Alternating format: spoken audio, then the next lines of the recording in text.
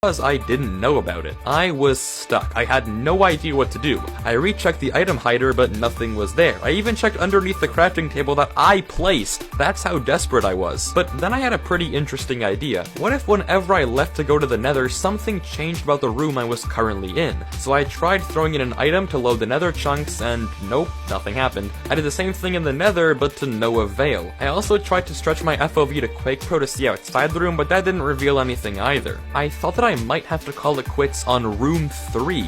No, that's not gonna happen. So I tried to think about it logically. Okay, right, here's what I'm thinking. Why would there be a nether portal here just to get items, right? It's either it's something to do with the nether, or it's something to do with the portal. Maybe it's the biome. The biome did not help me at all. It was a basalt delta, and that meant nothing to me. The overworld biome was, of course, a void. By my logic, that meant the answer had something to do with the portal itself. I toyed with the idea of spending 33 minutes to break the 8 obsidian corner. Yeah, no thanks, I'm not doing that. But just then, I had another idea. 1 block in the nether is 8 blocks in the overworld, so what if I stayed on the far right or far left of the portal? Maybe it will take me to a different portal somewhere in the overworld. So I tried it, but nothing happened. So it's not that. What about really far in the front? Maybe that's how you do it? I don't know. Like this? Because this should take us to like a further place coordinate-wise.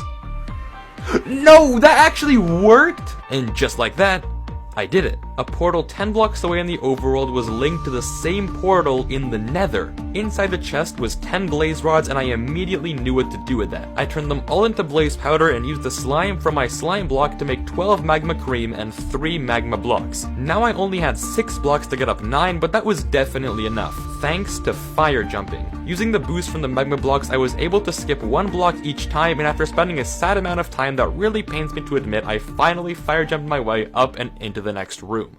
Continuing the pattern, this room was even more massive than the last. When I entered, I was greeted by a huge maze on the ground. In the corner, I saw a little area marked off with end portal frames, and on the far wall there was a large sign reading START with an arrow pointed onto an end portal frame. In the middle of the maze there was a hopper on a pedestal, and in the corner there was a dropper facing downwards with a piston right next to it. I tried to jump onto the walls of the maze to avoid falling in, but realized quickly that the whole thing was actually covered in barriers and impossible to enter. Inside the hopper was an arrow and a golden nugget with silk touch. I then began to look around the maze floor and noticed nothing in particular until I reached the corner with the dropper. Inside the maze there was a pressure plate, and now things were beginning to make sense. I assumed that once I started the game by standing on the end portal frame with the arrow, I would be teleported into the maze and would have to step on this gold pressure plate to get an